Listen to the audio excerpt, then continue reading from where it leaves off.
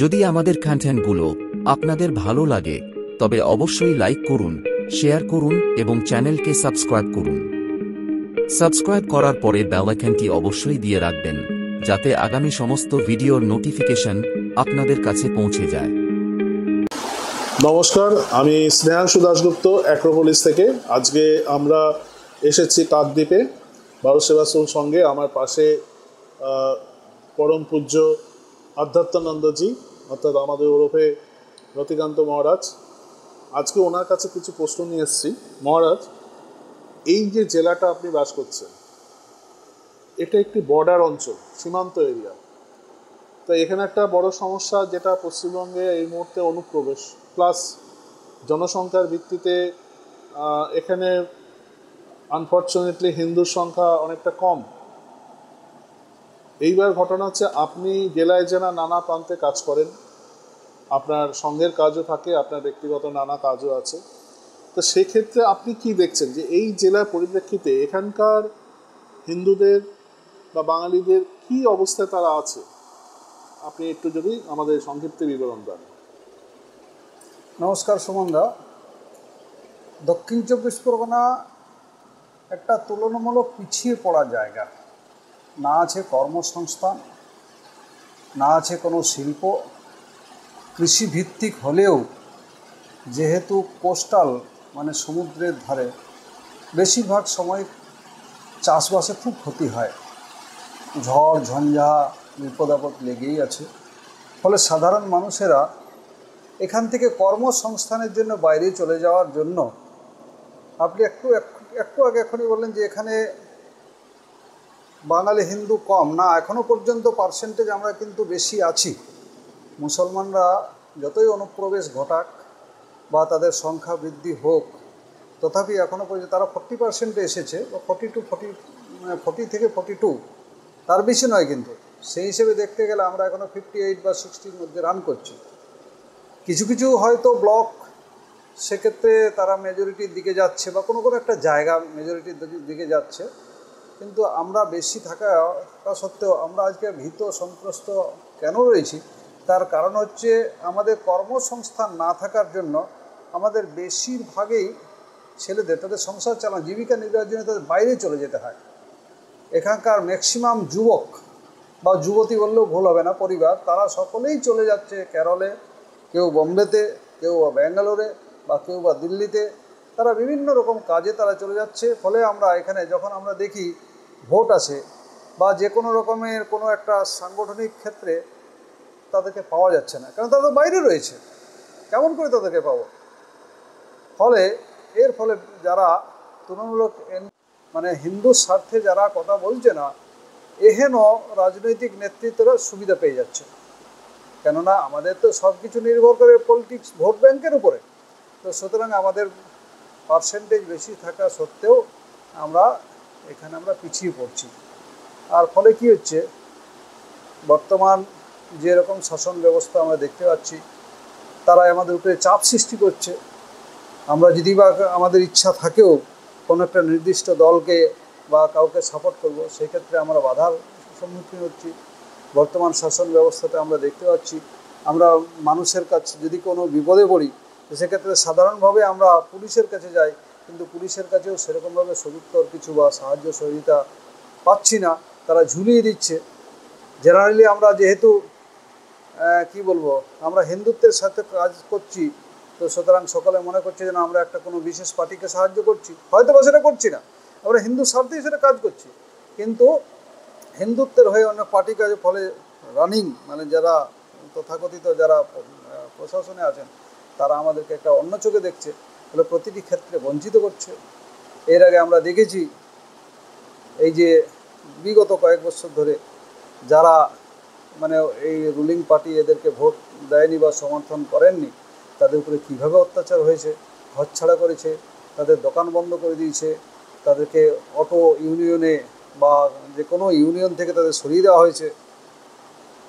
ফলে তাদের বউ ছেলে নিয়ে তাদের সংসার চালানো খুব অসুবিধা হয়ে যাচ্ছে। সেক্ষেত্রে আমরা একটা খুব সমস্যার মধ্যেই আছি, এটা বলা যেতে পারে। ধর্মীয় দিক দিয়েও যদি আমরা দেখি, তবে সেক্ষেত্রে আমরা খুব একটা যদি কোথাও বড় ধর্মীয় অনুষ্ঠান করতে যাই, সেখানে আমরা মানে সাহায্য সহযোগিতা খুব একটা পাই না। কেন পাই না? কেননা যারা আমাদেরকে যারা সাহায্য করবে, যারা ব্যবসায়ী রয়েছে, দোকানদার রয়েছে, বা যারা তুলনামূলক একটু বড় লোক, তাদের ম্যাক্সিমাম কী করতে হয়, শাসক দলের সাথে যারা আছে বা যদি নেতা নেত্রী থাকে তাদেরকেই ম্যাক্সিমাম চাঁদাটা দিতে হয়। ফলে আমাদেরকে কাছে অনেকেই বলে, মহারাজ আপনারা তো ভালো কাজ করছেন দেশের জন্য, বা আমরা চাই আপনাদেরকে দিই, কিন্তু কী করবো মহারাজ, আমাদের তো একটা বাজেট সীমাবদ্ধ আছে, আপনাদেরকে যদি 500 টাকাও দিই, 1000 টাকাও দিই, সেটা অন্তর থেকে দিই, কিন্তু দেখুন এর চেয়ে অনেক বেশি টাকা আমাদের দিতে হয়, যাদেরকে ইচ্ছা থাকলেও আমরা মানে তাদেরকে দিতে চাইছিলাম না, কিন্তু বাধ্য হয়ে আমাদের দিতে হয়। ফলে দেখুন আমাদের তো একটা লিমিটেড আয় ইত্যাদি, এরকমভাবে আমরা সেরকমভাবে সাহায্য সহযোগিতা করতে পারছি না। ফলে একটা সত্যি ভীতির মধ্যেই কাজ করছে। জানি না এই অবস্থা যদি দীর্ঘদিন ধরে চলতে থাকে, আমরা পশ্চিমবাংলায় বা এই অঞ্চলে থাকতে পারবো কি না সন্দেহ আছে। আচ্ছা, অধুনা যে বাংলাদেশের যে পরিস্থিতি, আপনি তো শুনেছেন যা কি হচ্ছে বাংলাদেশে, তা আপনার কি মনে হয় বাংলাদেশে যা হচ্ছে তার একটা শকে বা তারও একটা ইয়ে কি এখানে পশ্চিমবঙ্গ, আপনার এই অঞ্চল দক্ষিণ চব্বিশ পরগনা, যেহেতু এটা বাংলাদেশ বর্ডার ঘেঁষা, সেক্ষেত্রে কি একটা ওখান থেকেও যে ঘটনা ঘটছে তার একটা সম্ভাবনা আছে যে পশ্চিমবঙ্গে আপনার অন্তত এই জেলায় কিছু একটা হওয়ার? কিছু কিছু জায়গাতে আমরা দেখতেও পাচ্ছি। এই যে বেশি দূর নয়, আপনি দক্ষিণ চব্বিশ, আপনি যদি বারুইপুর ছেড়ে, জায়গাটার নাম চট করে এখনই ভুলে যাচ্ছি, সেখানে আমাদের একটা হরিনামের দল, তারা আগে থেকে আমাদের ধরুন 1 মাস 2 মাস 3 মাস আগে থেকে তাদের আমাদের একটা নাম কীর্তন হয়তো 2 দিন 3 দিন 5 দিনের একটা অলরেডি ঠিক হয়ে আছে। ঠিক আমাদের প্যান্ডেল বাঁধা হয়ে গেছে, কীর্তনের দল পর্যন্ত এসে গেছে। ইন টাইম আমরা শুনতে পেলাম একটা বিধর্মীদের একটা ধর্মীয় অনুষ্ঠান রয়েছে। ফলে তারা একরকম চাপ দিয়ে সেটা বন্ধ করে দেওয়া হলো, যে কোনো রকম মাইক বাজাতে পারবে না, তোমরা অনুষ্ঠান এই সময়টাতে কেন করেছো? প্রশাসনের কাছে গেলে প্রশাসন নিশ্চুপ, তারা বলছে আমরা কোনো পক্ষেই কোনো কথা বলবো না। ফলে এটা এক ধরনের আমাদের উপরে জুলুমবাজি হলো। আমরা দেখেছি আমাদের শীতলা মন্দিরকে আমাদের ভেঙে দেওয়া হলো। এটা তো সবাই, আপনিও জানেন বা আমরা সবাই দেখতে পাচ্ছি। আমাদের যে কোনো জায়গাতে আমরা যদি কোনো কিছু করতে যাই, পুলিশ আমাদের ঠিক সেরকমভাবে পারমিশন দিতে চাইছে না, ভয়ে। আজকে এটা বাংলাদেশের প্রভাবটা আমাদের ভালোই পড়েছে। আমরা দেখতে পাচ্ছি যে এই যে কলকাতা থেকে, এখানে তো আমি দীর্ঘদিন ধরে কাজ করছি, কলকাতা থেকে এই কাকদ্বীপ পর্যন্ত আসাতে আগে কোথাও দেখতাম না রাস্তার ধারে ধারে মানে প্রকাশ্যে গোমাংস ঝুলে আছে, কিন্তু এখন সেটা দেখতে পাওয়া যায়। এটা বড় ব্যথা লাগে একজন হিন্দু সন্ন্যাসী হয়ে। আমি আগেও এসেছি এই রাস্তাতে, তারা যদি বা কোথাও কোনো কিছু করতো, তো সেক্ষেত্রে এরকম প্রকাশ্যে এটা বিধর্মী, যেটা আমি আগে লক্ষ্য করেছি ত্রিপুরাতে বা মেঘালয় শিলংয়ে, এইসব জায়গাতে যেগুলো খ্রিস্টান অধ্যুষিত এলাকা, সেই সব জায়গাতে দেখেছি। কিন্তু এটা যে পশ্চিমবাংলার মধ্যেও দেখতে হবে, এটা বড় ব্যথা লাগে। তো সুতরাং এই ব্যাপারে আমাদের একটু সকলের ভাবা উচিত। আমি আপনাদের মতো যারা শ্রদ্ধাবান ব্যক্তি রয়েছেন তাদের কাছে অনুরোধ করবো এই মেসেজগুলো যেন যায়। সেক্ষেত্রে আপনি একজন হিন্দু সন্ন্যাসী হিসাবে আপনার কি মনে হয় যে বিইং এ হিন্দু, একজন হিন্দু হিসাবে আমাদের কি করা উচিত? প্রতিকার তো অবশ্যই করা উচিত। দেখুন, সবসময় ভগবান শ্রীকৃষ্ণ আমরা দেখেছি কংসের অত্যাচারে, শিশুপাল অত্যাচারে তারা প্রতিবাদ করেছিল। ভগবান রামচন্দ্র সেখানে রাবণ, কুম্ভকর্ণ, খড়, দূষণ এদের বিরুদ্ধে তারা অস্ত্র ধরেছিলেন এবং প্রতিবাদ করে ধর্ম রক্ষার জন্য তারা একত্রিত হয়ে। আমি সর্বত্র একটা কথা বলি, এই প্রতিকারের না, বর্তমান দিনে আমরা যেরকমভাবে দেখছি প্রতিকার মন্দিরের, আমার মনে হয় ঠিক পদ্ধতিটা নয়। আমরা সবাই একত্রিত হতে পারছি না। আমাদের পরম পূজ্যপাদ বড় স্বামীজি বলতেন, দেখো 4 ভাই একত্রিত ছিল, রামায়ণ হয়ে গেছে। 5 ভাই একত্রিত ছিল, মহাভারত যুদ্ধে জয়লাভ করেছে।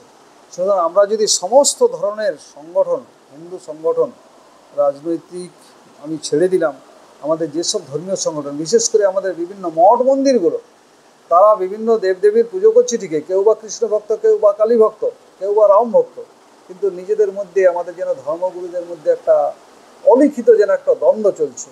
সেই ক্ষেত্রে আমরা সবাই যদি সেই সনাতন ধর্ম, আমরা তো সবাই সনাতন ধর্মাবলম্বী, আমরা তো শেষে একম সদ্বিপ্র বহুধ বদন্তি, আমরা সেই সদ্বিপ্রে একই ভগবানের পুজো করছি। প্রসারে আমাদের যদি অন্তত পক্ষে মঠ, মিশন এবং ফলোয়াররা যদি একত্রিতভাবে অন্তত সনাতন ধর্মকে রক্ষার জন্য এবং প্রচারের স্বার্থে আমরা যদি একভাবে কাজ করি, এটা নিশ্চয়ই আমরা কি বলে আমরা জয়লাভ করব। আমাদের এটা বিশ্বাস, আমার দৃঢ় বিশ্বাস।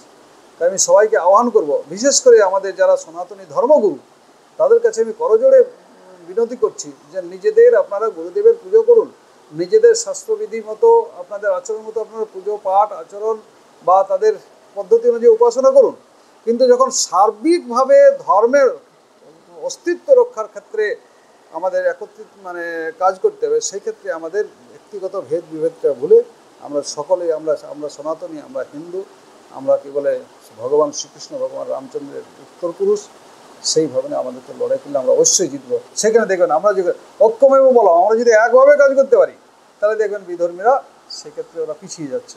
এই আমাদের এই বিভেদটার সুযোগটা নিচ্ছে বলেই আজকে আমরা বেশি সংখ্যাগরিষ্ঠ থাকা সত্ত্বেও আজকে যেন আমাদের একটা ফিয়ার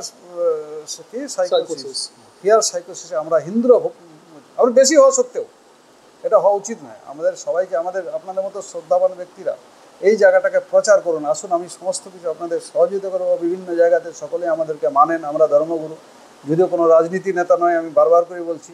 আমাদেরকে প্রত্যেকটি, কি বৈষ্ণব, কি শাক্ত, কি শৈব, কি গণপত্য, প্রত্যেকে আমাদেরকে শ্রদ্ধা করেন, আমাকে বিভিন্ন জায়গায় নিয়ে যান, আমি ধর্মীয় প্রবচন রাখি তাদেরকে। এছাড়া বিপদ আপদে আমরা ভারত সন্ন্যাসী, বিপদ আপদে আমরা তাদেরকে ঝড় ঝঞ্ঝা তুফানে আমরা যৎকিঞ্চিত আমরা তাদেরকে সাহায্যও করি। সেই হিসেবে আমাদেরকে সবাই মানে। তাই যদি কোনো সেরকমভাবে ভালো দেশের জন্য, জাতির জন্য কাজ করার নেতা আসে, আমার মনে হয় প্রত্যেকেই আপনাদেরকে সমর্থন দেবেন এবং আমরা সনাতন ধর্মকে রক্ষা করার জন্য আমরা সচেষ্ট হতে আমরা আবার সনাতন ধর্মের প্রচার প্রসারে আমরা জয়ী হতে পারব।